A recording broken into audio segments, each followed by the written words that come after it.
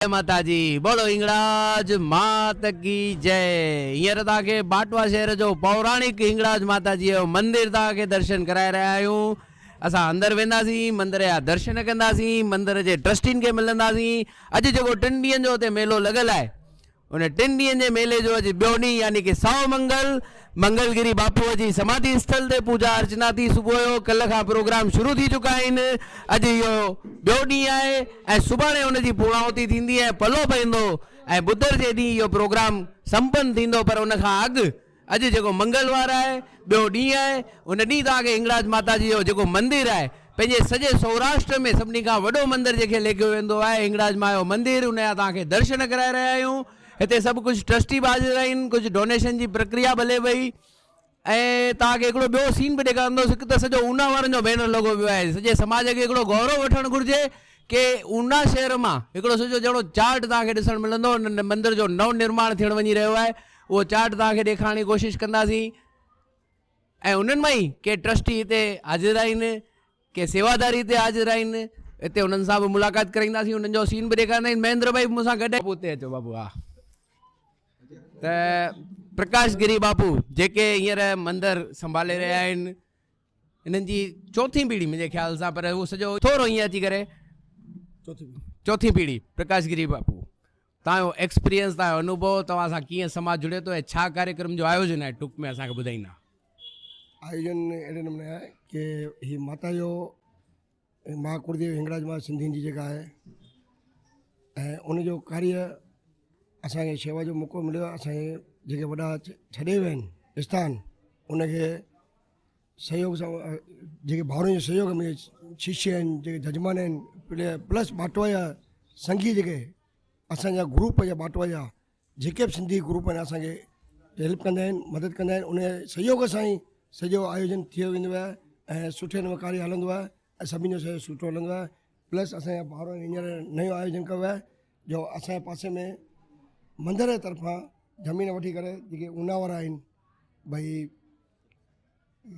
जेके ऊना जो ग्रुप आहिनि, सॼो ऊना जो ग्रुप थी करे गॾिजी करे जेको उन्हनि साहस कयो आहे, उनखे अॻियां वधाइण जी कोशिशि करे रहिया आहिनि। ऐं उन में पहिरीं त जोरदार ऊना वारनि जे लाइ जेतिरा पाण हींअर वीडियो जेके ॾिसी रहिया उहे ओॾी महिल पंहिंजे घर घर ज़रूरु ताड़ियूं वॼाईंदा। सॼो ऊना जो हिकिड़ो बैनर ई ॾिसणु मिले। अॼु पाण पंहिंजे शहर में रहंदा हुजूं ऐं पंहिंजो पौराणिक मंदिर जेको आहे उहो बाटवा शहर में हुजे ऐं पाण उते साहस कयूं, डोनेशन ॾेई करे पाण उन ट्रस्ट खे उभो कयूं ऐं मंदर खे वधायूं, उनजो विकास कयूं, इहा वॾी ॻाल्हि आहे। त वरी हिकु दफ़ो तव्हांखे वेनिती कंदुसि, पंहिंजे घर घर जेॾी महिल इहो वीडियो ॾिसंदा हुजो तेॾी महिल ज़रूरु ताड़ियूं वॼाईंदा ऐं माता जी जो जयकारो बोलाईंदा, बोलो हिंगलाज मां जय। जी बाबू, इहो जेको अॼु जो जेको प्रोग्राम आहे गुज़िरियल घणनि सालनि खां थींदो आहे ऐं कहिड़े नाले सां पाण कीअं आयोजन कंदा? मंगलगिरी जो मेलो लॻंदो आहे हिंगलाज मां कुलदेवी जो, पाकिस्तान खां बि लॻंदो आहे। हिंदू सभा खे तॾहिं खां इहा हिते जोत खणी आहे ऐं उहा हर साल मल्हाई वेंदी आहे। अहिड़े हिसाब सां हिंगलाज माता जेके स्थापना उतां जी जोत आहे ऐं इहो हुतां हिंदू सभा खे तॾहिं खां इहो मेलो लॻंदो आहे ऐं ॾींहों ॾींहुं वधे पियो। भाउर अचनि पिया, उन्हनि जी मनोकामना पूरी थियनि थियूं। श्रद्धा उन जेके रखी अचनि था उनजो सभु कम पूरा थियनि था ऐं श्रद्धा वधी आहे ऐं भाउरनि जो सहयोग मिले पियो ऐं ॾाढो सुठे नमूने थी रहियो आहे। ऐं तंहिंखां प्लस 2 नौरता कंदा आहियूं, उहो बि ईअं सुठे नमूने आयोजन वेंदो आहे। ऐं हिननि जेको हींअर नई पीढ़ी जेको ऊना जी जेका यंग जनरेशन जेको इहो बेड़ो कयो आहे ऐं मां चवां सभु सिंधी सहयोग उन में ॾियनि ऐं उन्हनि जो हौसलो बढ़ाइनि ऐं उन में सहकार ॾियनि, इहा मुंहिंजी तमन्ना आहे। कुलदेवी आहे हिते। सही ॻाल्हि आहे तव्हां बिल्कुलु तव्हां सही ॻाल्हाए रहिया आहियो। पर तव्हां जेकी ॻाल्हि आहे उनखे ज़रूरु मां जोड़णु चाहींदुसि कि सिर्फ़ु ऊना वारनि जेको हींअर अॻेवानी वरिती आहे, उन्हनि जेको कमु कयो आहे, उनखे सभई शहर वारा कीअं गॾु थी करे उन में सपोर्ट कनि गॾु। हा, उन्हनि जेको साहस आहे, जेको उन्हनि जो बेड़ो कयो आहे, भई करे ॾेखारियो, उन्हनि सां उन सपोर्ट में रहनि। फुल न त फुली फाकड़ी जेको थिए उनजो सहयोग ॾियनि त हीउ कार्य वधंदो ऐं हिननि जे भाउर ईंदा, उहे हिते अची करे उन्हनि जे लाइ सभु करे रहिया आहियूं ऐं ॾाढो सुठो थींदो। बाबू तव्हांजो मोबाइल नंबर आस्ते आस्ते अंग्रेजी में ॿुधाईंदा, मोबाइल नंबर सॼो। 9427735472। जी, मां वरी दोहराईंदुसि, तव्हां जेके बि मंदर जे हिन कार्य में जे जुड़णु चाहींदा हुजो ऐं इहो वीडियो ॾिसंदा हुजो त ज़रूरु जेके मंदर जा महंत आहिनि, हींअर जेके चौथी पीढ़ी जंहिंजी सेवा करे रही आहे, उन्हनि खे प्रकाश गिरी बापू सां संपर्क कंदा। उन्हनि जो मोबाइल नंबर वरी रिपीट कयां थो, 9427735472। 35,472 इहो हिननि जो नंबर आहे, हिननि जो पर्सनल नंबर आहे। हिन सां डायरेक्ट कॉन्टेक्ट कंदा, हिननि खे डायरेक्ट हिननि खे डोनेशन फुल नहीं तो फुल नहीं पाकड़ी जीअं बापू ॿुधायो। तव्हां जे ₹1 जे डोनेशन सां शुरू करे लख रुपया ऐं करोड़ रुपए ताईं बि माता तव्हांजा भंडार ज़रूरु भरपूर कंदी। इहा त असांखे पूरी श्रद्धा आहे। बापू असां हिन खां अॻु समाधि स्थल ते वियासीं, उते बि हिकिड़ो वीडियो कवरेज कयो आहे ऐं उते बि जेके सेवादारी हुआ उन्हनि सां मुलाक़ात कई आहे। हिकिड़ो रंग ॾिसणु मिलियो आहे कि जेकी पंहिंजी सिंधियत आहे, उहो जेकी सिंधियत आहे न, हींअर जेकी पाण खे अञा बाटवा शहर में एतिरी न एतिरी पाण खे ॾिसणु मिले थी। ॿियनि वॾनि शहरनि में शायदि एतिरी सिंधियत कान थी ॾिसणु मिले। सिंधी भाषा जो एतिरो चलणु घटंदो थो वञे। माण्हू पंहिंजे ॿारनि सां हिंदीअ में थियूं ॻाल्हाइनि ऐं उन जॻह ते पाण इहो चाहियूं था कि भई पंहिंजे समाज जा ॿारनि खे। मुंहिंजो त इहे छा आहे, जेके हींअर नई जनरेशन आहे, जेके ॿार मीडियम इंग्लिश में पढ़नि था, उहा हक़ीक़त आहे घर में सिंधी ॻाल्हाइनि। सिंधी त हाणे ठीकु आहे, चवणु न खपे, पर उहा सिंधी जेका पंहिंजी मातृभाषा आहे उहा ज़रूरी आहे। घर में सिंधी ॻाल्हाइनि, उन सां सिंधीअ में ॻाल्हाइण रखनि। इंग्लिश अलॻि थी वई ॻाल्हि, जीअं पंहिंजी मातृभाषा खे कॾहिं न भुलजनि। चई सघूं था कि पाण जंहिं राज्य में रहंदा आहियूं न, हींअर गुजरात में आहियूं त गुजराती भाषा पंहिंजी मासी या काकी थी सघे थी। महाराष्ट्र में रहंदा हुजूं त मराठी भाषा पंहिंजी मासी या चाची थी सघे थी, पर पंहिंजी जेकी मातृभाषा आहे, पंहिंजी माउ वारी जेकी भाषा आहे न, उहा त सिंधी भाषा आहे। उनखे भुलिजणो कान्हे। तव्हां सभु जे माताऊं भेनरूं वीडियो ॾिसी रहियो, तव्हां पंहिंजे ॿारनि खे हिकिड़ी ॻाल्हि ज़रूरु सेखारंदा। उन्हनि खे हिंदीअ में पढ़ायो, गुजरातीअ में पढ़ायो, मराठीअ में पढ़ायो, अमेरिका मोकिलियो, जर्मनी मोकिलियो, पर सिंधियत उनजे दिलि में किथे न किथे बिज पोखे रखिजो। जीअं सिंधी भाषा पंहिंजी अमर रहे। जी जी जी, सिंधी ॿोलीअ लाइ हिकिड़ी ज़ोरदार ताड़ियूं थी वञनि। हा हा, सभिनी खां प्यारी, सभिनी खां न्यारी पंहिंजी सिंधी ॿोली अमर रहे, अमर रहे। हिते ॿिया सभु पंहिंजा ट्रस्टी जेके अॻवान आहिनि, पंहिंजे सिंधी समाज जा ई अॻवान आहिनि, के मंदर जा ट्रस्टी बि आहिनि, उन मां ख़ासि हिते पधारिया आहिनि। सभई मुंहिंजा जाणीता चेहरा आहिनि, सभिनी खां अॻु जेको असांजो सभिनी खां युवा। जी जी जी, भाई तव्हां ॾाढी सुठी हिकिड़ी डोनेशन जो जेको आहे न, उना वारनि सभिनीनि खयो आहे ऐं सभु जुड़िया आहियो। इहा हिकिड़ी तव्हांखे प्रेरणा किथां मिली आहे? छो इहो तव्हां कमु करे रहिया आहियो? थोरे टाइम पहिरीं हिते आया हुआसीं लास्ट ईयर, त हिते भई ॾाढो कंजस्टेड हो। भई जॻह ॾाढी नंढी आहे, दर्शन लाइ भले लाइ माण्हू हिते बीहनि था त उहो अंदरि अची वेही नथा सघनि। त भई थोरी चर्चा थी हुई कि भई हिते थोरी बाथरूम आसे पासे में सोफा तोड़े करे हिन हॉल खे ख़ाली थोरो वॾो करूं। पोइ चर्चा जे अंदरि अहिड़ा मैसेज मिलिया कि भई पासे वारी जॻह बि ॾियणी आहे। त पासे वारी जॻह वारे जो असीं चर्चा कई, पुछियो त भई असांखे थोरो 2-3 असांजा उन जा ॿिया बि सभु आहिनि, उन्हनि जो बि साथ। हीअ आहिनि नीमू भाई, परमानंद भाई, हीअ आहिनि शैलेश भाई गिगलानी, उनखां अने पेसवाणी साहिब आहिनि श्री, उनखां सालनि खां ईंदा आहिनि, सालनि खां इन काउंटर ते वेंदा आहिनि, सालनि खां इन मंदिर ते सेवा ॾींदा आहिनि। असीं त ठीकु हाणे नया जुड़िया आहियूं 2-3 सालनि खां, पर प्रेरणा माता जी ई ॾींदी आहे। पंहिंजे पाण जेको अंदरां खां आवाज़ु निकिरंदी आहे न, सो माता जी जे आशीर्वाद सां ई निकिरंदी आहे। त भई अहिड़ो लॻो कि भई पासे वारी जॻह मिले थी त उहा असां वरिती। अने हाणे हुते असीं हेठि सम्झो भई मंदिर खे जॉइंट करे वॾो हॉल, उनखां पोइ मथे 10 रूम आधुनिक सुविधाउनि सां गॾु, अने उनखां मथे टेरिस ते किचन स्टोर रूम ठाहे करे भई रोटी लाइ बि माण्हुनि खे हितां खां परियां थो वञिणो पए, त उहा सुविधा बि हिते थी वञे। त उहा थोरी असांजी सोच आहे। अने ॿियो बाटवा में केर बि अचे थो त उन्हनि खे रहण लाइ या इन जे लाइ इलाही तकलीफ़ थिए। न गेस्ट हाउस आहिनि, न होटलूं आहिनि, न कुझु आहिनि, न भई कंहिंजी शादी थी त उन्हनि लाइ न वंडियूं सुठियूं वॾियूं आहिनि। त भई हिकिड़ी सोच इहा बि भई मंदिर जो बि थिए, अने पंहिंजे सिंधी भाउरनि खे जेके भई सुठी से पंहिंजे घर कोई कार्य करिणो आहे त उन कार्य खे बि उहो हिते अची करे सघनि।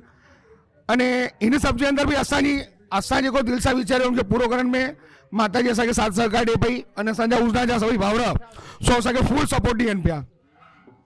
जी जी जी, भाई ॾिसूं पिया, तव्हां हींअर कुझु असांखे माहिती ॾिनी, पर हींअर बहिराणे जी तयारी आहे। तव्हां सभिनी खे ॿुधायां कि अॼु शाम जो माना हाणे खे थोरी देरि खां पोइ हिते भव्य बहिराणे जो जेको हर साल आयोजन थींदो आहे, हिकिड़ी म्यूज़िकल पार्टी बि हिते ईंदी आहे। ॿिया असांजा जेके अॻवान आहिनि कुझु ॻाल्हाइण चाहींदा हुजनि, दादा ॿुधायो 2 अखर तव्हां मां कोई भैया। जी जी, जय माता जी। सिंधी ॿोली अमर रहे, बस हिकु ज कमु, सिंधी ॿोली अमर रहे और माता जा कार्य हलंदा रहनि। ठार माता ठार पंहिंजे बचड़नि खे ठार, ओ देवी तो चरण तो ठार, ए लख लख पवन। वाह भाई वाह, हिकिड़ो सिंधी भॼन ॿुधाइण जी हिननि भैया कोशिशि कई आहे। भाविक भाई तव्हां सॼो उनजो ग्रुप अहिड़ी न अहिड़ी रीति सेवा में जुड़ियल रहो, अहिड़ी असांजी शुभकामनाऊं तव्हां सां गॾु आहिनि। माता जी खे प्रार्थना आहे कि जेतिरो तव्हां माता जे दर ते कुछ न कुछ ॾियण जी कोशिशि करे रहिया, तो माता जी जेको आहे उनजो 1000 गणो तव्हांखे लख गणो करे करे ॾींदा, अहिड़ी असांखे पूरी श्रद्धा। हा जी अचो, ॿुधाया की ही हिते डोनेशन जो काउंटर लॻल आहे। हिकु दफ़ो वरी तव्हांखे नंबर ॿुधाइणु चाहींदुसि, छो त इहो इलाही ज़रूरी कमु आहे, ॾाढो ज़रूरी कमु आहे। पाण पंहिंजे सिंधी मंदरनि खे, सिंधियत खे बचायूं। त प्रकाश गिरी, प्रेमगिरी गोस्वामी बाटवा वारा, उन्हनि जो मोबाइल नंबर आहे 9427735472। हा भाविक भाई, 5 हा 6 जेके आहिनि न, तव्हांखे नंबर ॿुधाइणु चाहींदुसि की हिकु थोरी जॻह ॾींदा त इहे 6 ई 6 तव्हांखे स्क्रीन ते जेके हाणे नंबर ॾिसणु अची रहिया आहिनि, ज़ूम कयोसि, अॻियां खणी वञोसि भैया, थोरो अची वञो साइड में। हा बसि, त इहे 6 परमानंद भाई धनाणी ऊनावारा, भाविक भाई ठक्कर ऊनावारा, रमेश भाई पेसवाणी ऊनावारा, सुनील भाई मूलचंदाणी ऊनावारा, हरेश भाई पेसवाणी ऊनावारा ऐं प्रकाश गिरी, प्रेमगिरी गोस्वामी जेके पंहिंजा त महंत आहिनि बाटवा वारा। त असां बि ज़रूरु हिन जो प्रचार करण जी कोशिशि कंदासीं। किथे खे बिल्कुलु मंदर जे अंदरि तव्हांखे वठी वञण जी कोशिशि करे रहिया आहियूं। त हाणे तव्हां हिकिड़ो वरी हिकिड़ो ज़ोरदार जयकारो थी वञे, तव्हां पंहिंजे पंहिंजे घर वेठा आहियो, सिंधी समाज जा पंहिंजा कुलदेवी हिंगलाज माता जे मंदर में बाटवा शहर में तव्हांखे मंदर जे अंदरि वठी वञण जी तयारी करे रहिया आहियूं।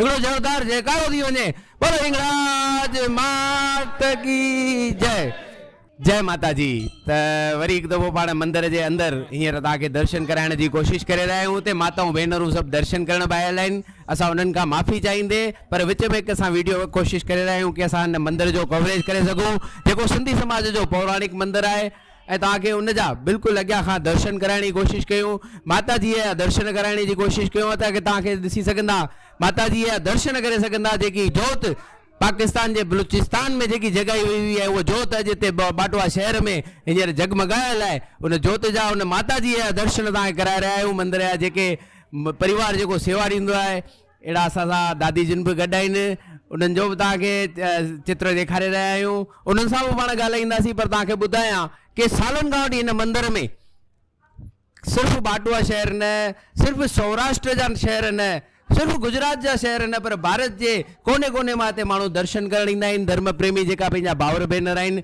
पंहिंजा दर्शन करण लाइ ईंदा आहिनि, उते मानताऊं रखंदा आहिनि, उन्हनि जूं मानताऊं पूरियूं थींदियूं आहिनि। माता जी उन्हनि जूं सभु मनोकामनाऊं पूर्ण कंदा आहिनि। ऐं हिते अची करे जेकी पंहिंजी सिंधी समाज जी कुलदेवी आहे, तव्हांखे अॻु में बि ॿुधायो की पाण खे 3 ॻाल्हियुनि खे न भुलिजणु घुरिजे, पंहिंजो इष्ट देव भॻवान श्री झूलेलाल साहिबु, पंहिंजे सिंधी समाज जा कुलदेवी अहिड़ा हिंगलाज मां, ऐं जंहिं गुरूअ खे तव्हां मञंदा हुजो, जंहिं संत खे तव्हां मञंदा हुजो, जेका तव्हांजा गुरू हुजनि, अहिड़ा गुरू उन्हनि 3 जे सानिध्य में रही करे जे तव्हां अॻियां वधंदा त तव्हांजे जीवन में कॾहिं बि कष्टी कोन ईंदी, उनजी पूरी खातिरी ॾेई सघूं था।